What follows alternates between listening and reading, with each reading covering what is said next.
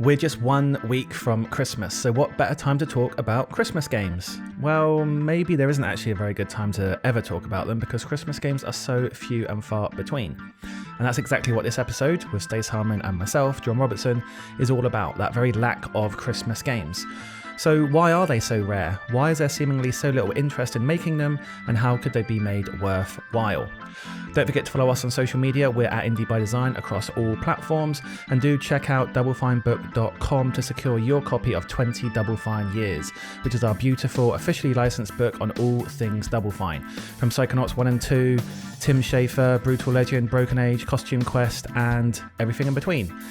And so, on with the Christmas games, on with the episode. Enjoy. Christmas is just around the corner, and that's got me thinking, why aren't there more games about Christmas? Or the winter break, or however you want to term it.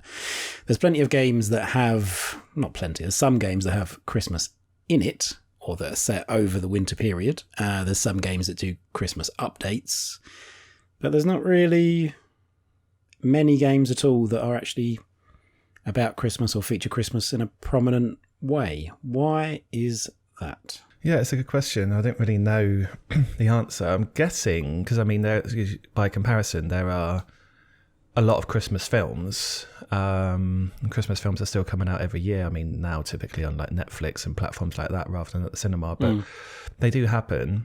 I wonder if it's because I don't know, games take longer to play generally, or they're designed to be played for longer periods, whereas a Christmas film can be just, or like a Christmas album or something, can just be consumed in like one day or one afternoon, and then you're kind of done with it, and maybe you watch it again next year. Because films and albums don't really age in the same way as games. No, that's true. Like, games do age quicker or differently to films. Yeah.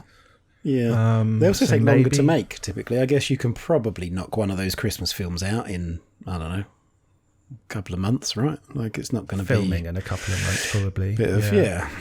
So, and games probably take a bit longer than that, or a game. So I guess that, because I guess that's the reason, that the ease of consumption and the production thing. Because I'm thinking about other things as well, and like there aren't really many games set around holidays at all. Anything, really. There's a couple of Halloween. There's like Costume Quests and Night in the Woods Halloween games, like explicitly set at Halloween. Like they're based around that. And I remember the thing about Costume Quest in speaking to Double Fine, which was a handy little plug there for our upcoming book.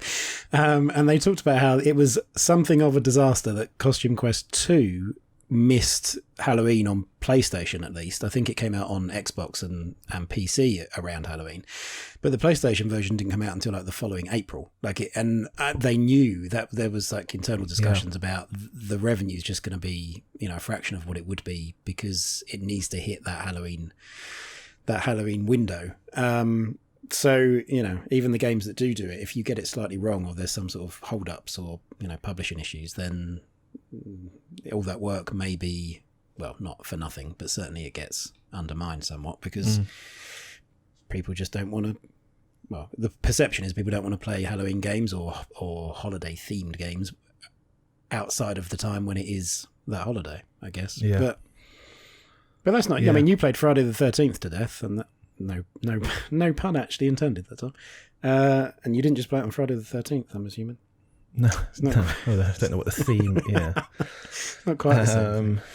The idea of just being scared of being murdered by a guy in a hockey mask. That's something that's quite specific. Works on any day. Yeah. But yeah, so I suppose that's the reason, I guess. I mean, I'm just looking through lists of games that are set at least partially at Christmas, and a lot of them are just kind of like cash-ins for films, like Trolls and Nightmare Before Christmas and Die Hard. So, they're not kind of original. They're not original. Yeah, they're just based games. On something. Yeah. I mean, there was Christmas. There was Christmas in the Muppet Race Mania game that I had on PlayStation, because there was a Muppet Christmas Carol themed level in that, which is, that's a bit of a reach. There was also Christmas in Life is Strange 2. and that featured.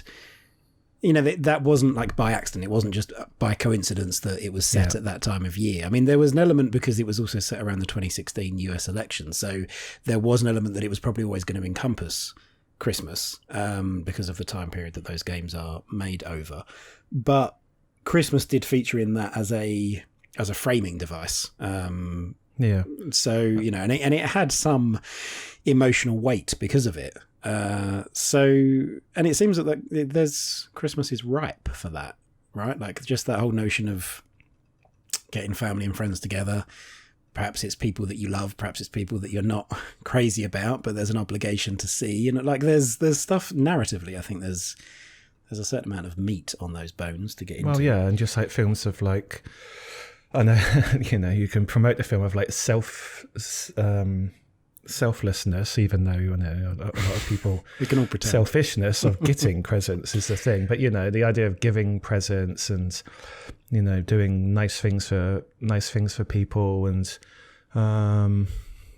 celebrating that sort of stuff in a kind of in a way that's not overly saccharine, of course, which a lot of Christmas movies are, or Christmas themes are, or have come to be since they're kind of the greeting cardification of the concept, I suppose. But yeah, there's loads of it. And like, even if you just copied, the themes or plots in a bunch of movies, you could get away with it. I mean, and I don't want to go into the whole argument as to whether Die Hard is a Christmas movie, but it doesn't have to be like all just about like elves and things going down a chimney. It can just be, it can just still be about people shooting each other, which games love. Well, so we were talking a bit about this before, but a Home Alone game, like there was one back in the day, a long time ago, early 90s, 1991. There was one, which I didn't ever play. But a Home Alone game now, I would definitely play that. Like with all of the things that have been learned through things like Friday the 13th, the whole, mechanical side of it rather than the theme of like a predator thing, having people stalking you, having people trying to find you and catch you. It could be a bit more lighthearted than Friday the 13th, or not if you didn't want it to be. But the whole setting traps and all of that, and I think that would work. Because it's basically a home invasion movie. Yeah. Home invasion light. So it'd be a home invasion game in which, I don't know, you get like, say, a 5-minute window, a 10-minute window to like set traps, to do creative stuff. And you have it like sandboxy, I suppose. And it'd be like, all like clever, like realistic, generated in real-time physics. Yeah. So you can put like unique stuff together compared to your friends. I suppose you could even have it. I was thinking about that the invader could be AI, but the invader could be a player, and it could be a multiplayer game. Yeah. And you've got the Kevin McAllister character, someone playing as him inside the house, and there's someone outside trying to. What are they trying to do? Rob stuff from the house, or actually trying to like hurt him? Or are they just trying to get it depends. It depends what rating we're going to give it. I think probably at its most basic, it would be somebody trying to get in to steal the Christmas presents or something, and he doesn't want that to happen. They've got no intention of hurting him. They just want to get the Christmas present. But you could take it all the way up to an actual like more sinister. They're trying to get to him. It could be Kevin McAllister. Oh, they could try to like kidnap him, and then his rich parents have to ransom him off. Get the money. And then you could have a sequel that just follows Home Alone 2, which was a dire movie, but then it's on this. That's the way that games go, right? Like Batman, I think of like Arkham Asylum, then going to Arkham City, and it's like you could start with Home Alone 1 being the just limited to a home, and then Home Alone 2 is set in an entire city, and you've got to give them the run around there, and then it could be a massively multiplayer game where there's loads of invaders and it turns into The Purge or something like that. Yeah, I hadn't really considered that, but I guess you're right. Rocksteady probably did base their Batman games on the fact that it starts in a single building in Arkham Asylum and in Home Alone 1, and then it goes to the full city afterwards. All right, so we've got Rocksteady developing then. So that's set. Rocksteady are going to develop this because they've already shown franchise potential with this sort of thinking. So that's cool. Yeah, and we'll just get Macaulay Culkin to act in it because we've got all of like the motion capture and everything, and we'll just de-age him through the game. That's fine. That'd be easy. Well, I think it would also work. It's a valid thing as well to have Kevin McAllister is now a parent and he leaves his child at home and it's become like a rite of passage. It's, again, a bit like The Purge. Oh, right. It's like one night a year he just goes away and says, right, you've got to survive. I've hired, we could have Agent 47 in it. I've hired. So his kid has to go through it every year, not just once. Well, that's true. Or he's just having a new kid every year so he can do this. It gets increasingly elaborate. Or perhaps he's inviting Kevin and not inviting Kevin, but inviting Kevin's friends around and doing it to them like. Maybe it's like he sets up that. It's like that. Yeah, well, maybe he's set up like a Christmas business just like on the sides, and this is what he's doing. Escape room thing. People just like give him, under the pretense that they're just going to chill out with his kids. He's actually setting these kids up. Well, no. Yeah. So like, they're all kids. Oh, okay. Right. Someone in the neighborhood has found out about him doing this business where he, sort of like makes kids tougher by having them be like invaded into this house that they're staying at. So Kevin McAllister's son or daughter or both have these sleepovers or whatever, but then they're like taken out the house somehow halfway through, and then it's just the other neighborhood kids that are just left there, and then people try to come into the house and steal stuff, and they've got to work out how to survive, and that's like, and they pay him they pay Kevin McAllister loads and loads of money for this. Yeah, it's like a life coach thing. Yeah, like thousands. It's only for like the richest parents to it's like a much better, more sort of like suburban form of like boot camp. Boot camp for the upper boot camp is like class. really rich. Yeah. And then it could also be that. a persistent world, because then you could have like, it could still be the same kids every year, but they level up and they get more, you get access to more stuff, you get access to more like crafting recipes effectively, and then also the robbers get more or kidnappers or murderers or whatever they are. Or we could mash up the genres and have Freddy or Jason or somebody doing the invading, and it's a bunch of kids. Well, because they could level up to the point where at some level, at some key juncture in the leveling up, they get enough ability to like make actually like deadly weapons. So now the tide just really turns. Yeah. So now they can actually, lay waste to these people coming in. And then if you get to a certain level, you could then become an invader. You could take your skills and go and try and be an invader to somebody else's house, using what you've learnt as that kid. Or just spin off as like a franchise owner. You could do your own. It could be like a management thing as well. You could do your own like business empire of these weird escape houses. Or not really. Well, and there's loads of DLC potential, because you just keep having DLC houses, DLC enemies, DLC items.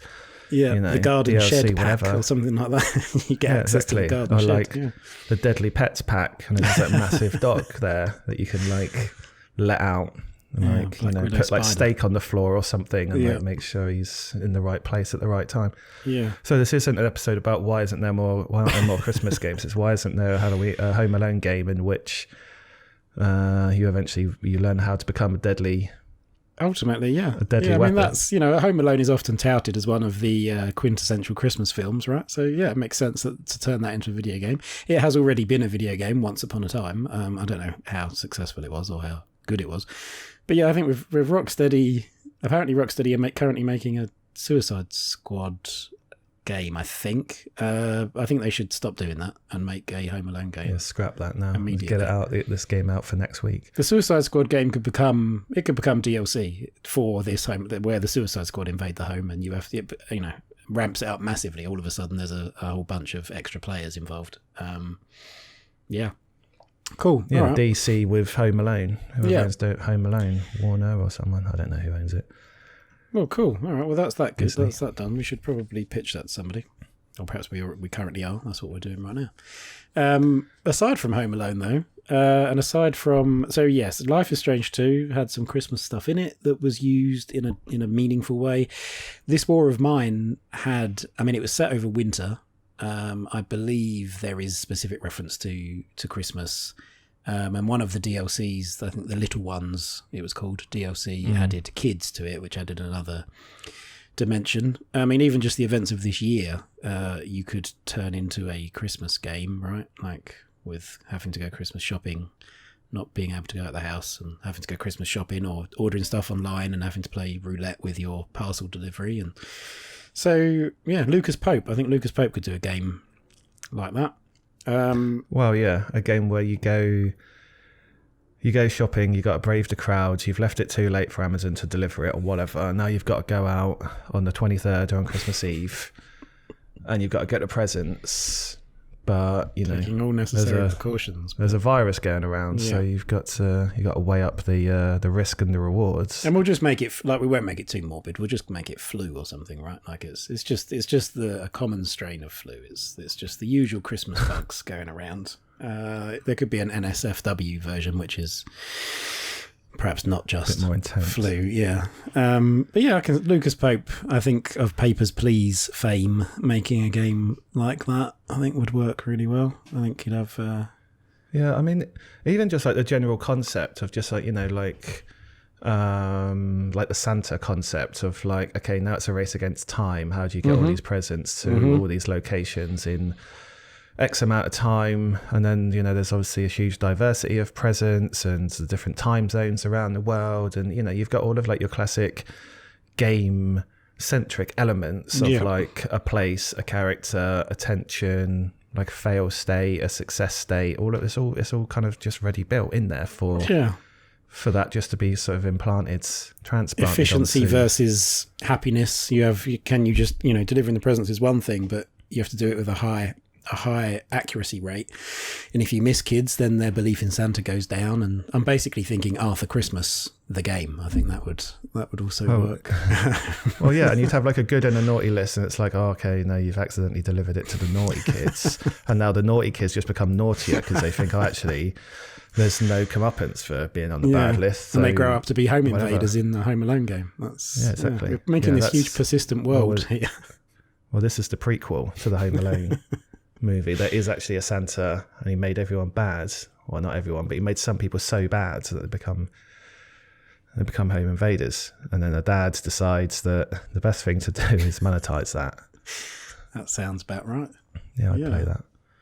Okay, so we're not sure yet why there aren't more Christmas games, but what we do have is some absolutely killer ideas for some. I think this sounds yeah, because I suppose it doesn't even have to be like full Christmas games. It can just be more games set at Christmas, and like there are, or around Christmas, like there are, because it's just like a ripe, you know, like it's just like one of those classic kind of, at least in the West, like Western, just sort of stereotypical themes that, and you know, we see stereotypical settings and environments in games all the time, whether it's like a temple or a forest or you know, an army base or whatever.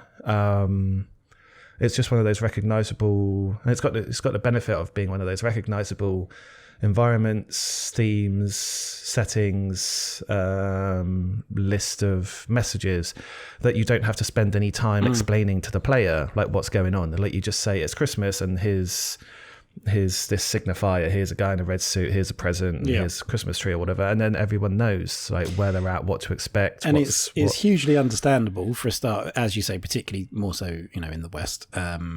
It's hugely accessible and understandable, but it's also everybody's bringing their own baggage to that, you know, good and bad. Everybody's bringing their own expಬೇಕಾtions to that. Some people would sit down and think, oh, I'm going to be so happy playing this. Some people are going to be like, oh God, you know, through gritted teeth, I've got to get through this part of Christmas, whatever it might be, seeing the in-laws or, you know, whatever it is. So yeah, there's like a whole thing here.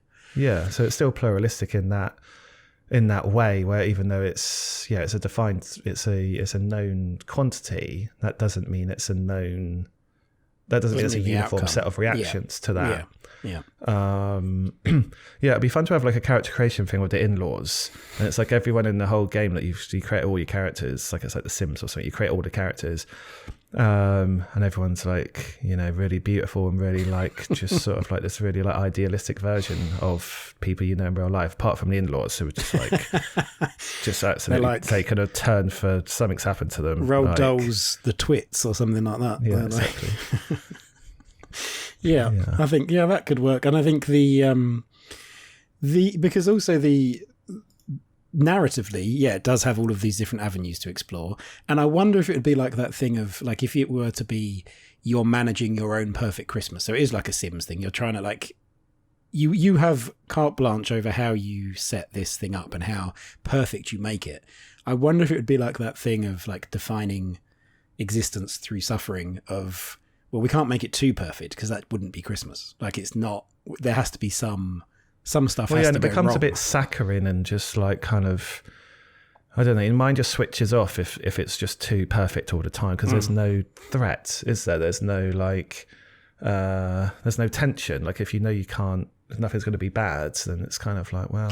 But isn't Christmas also that time, one of those times a year where things get blown out of proportion? So even though nothing of actual weight happens, it's still like, oh no, we've dried out the turkey, or oh no, we have missed this time slot and we haven't got the Yorkshires in the oven on time. Like it's none of it is life or death stuff, but it's like, we somehow managed an insight into what your Christmases are like mainly.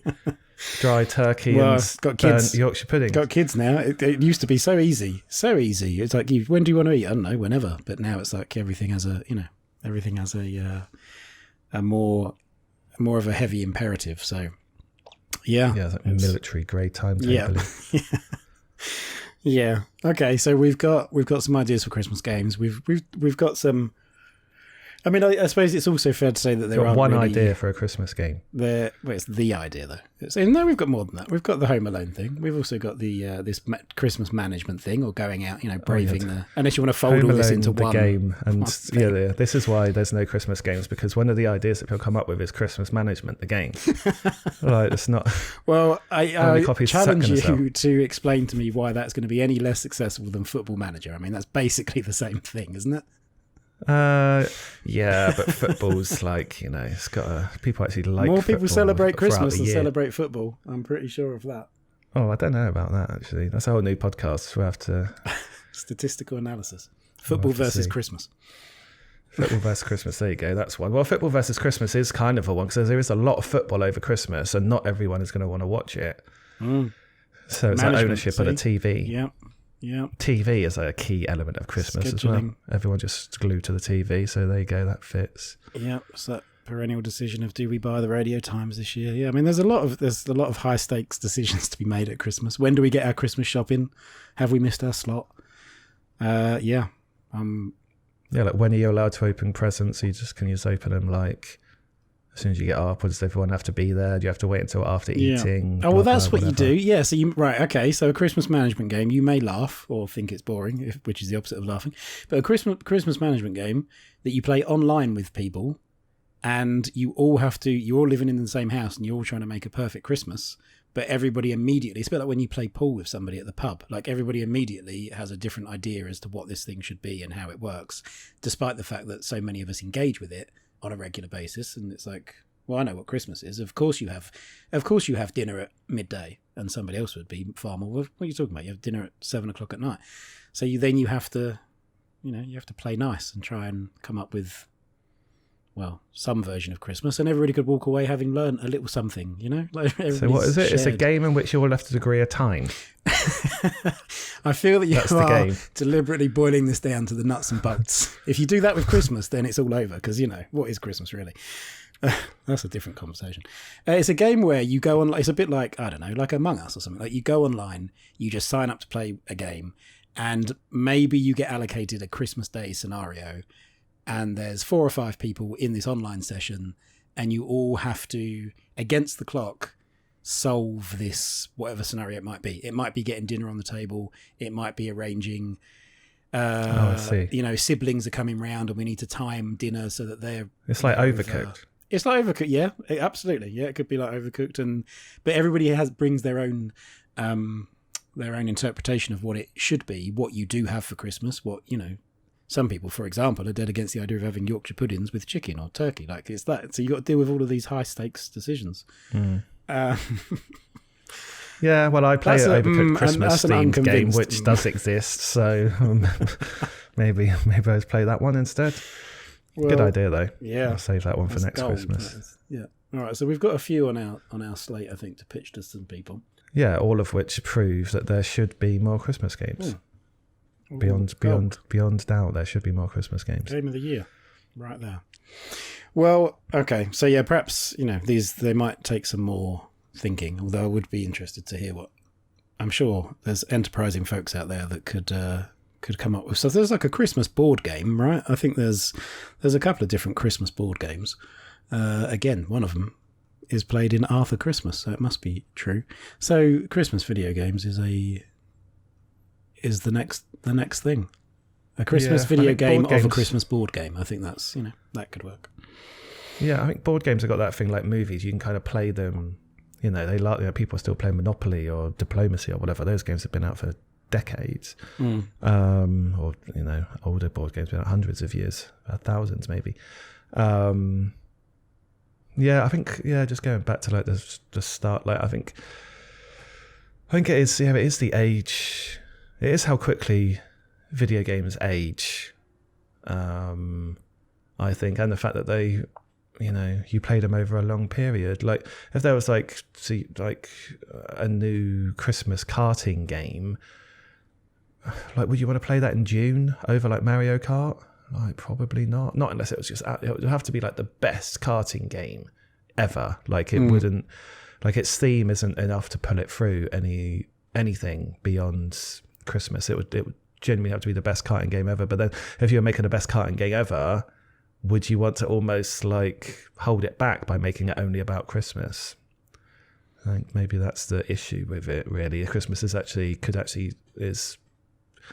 pigeonholes things rather than makes it bigger or grander or more exciting or more desirable. So it is starts at Christmas. It comes out it is released in December. It comes out at Christmas. The game starts with Christmas, and then it moves on to something else. I mean, there must have been.